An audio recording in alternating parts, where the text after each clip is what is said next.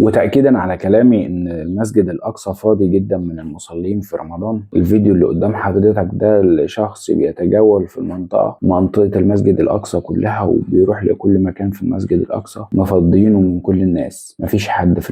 المكان فاضي تماما، مفيش غير الحرس وناس قليلة جدا راح جايه، لكن دخول وصلاة في المسجد ممنوع بتاتا تقريبا من نص رمضان. يعني في اول 10 ايام كده كانوا بيسمحوا لبعض الناس في بعض الصلوات، انما من نص رمضان وانت جاي لحد النهاية مفيش اي صلاة ومفيش اي حد مسموح له يدخل المسجد الاقصى اللي هو قبلة المسلمين الاولى،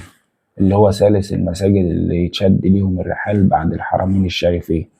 اللي هو المكان اللي أسرى منه رسول الله صلى الله عليه وسلم في رحلة الإسراء، اللي هو مكان معراج النبي صلى الله عليه وسلم في رحلة الإسراء والمعراج، المكان المقدس للمسلمين والمسيحيين وكل الديانات، المكان اللي المفروض كلنا ندافع عنه باستماتة.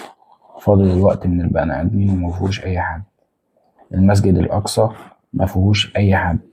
المسجد الأقصى مش لاقي صلاح الدين. وبالنسبة للناس اللي بتيجي تقول لي في الكومنتات ليه ما بتروحش تحرروا أو ما بتروحوش بالملايين تحرروا، الموضوع مش بالبساطة اللي حضرتك شايفها دي.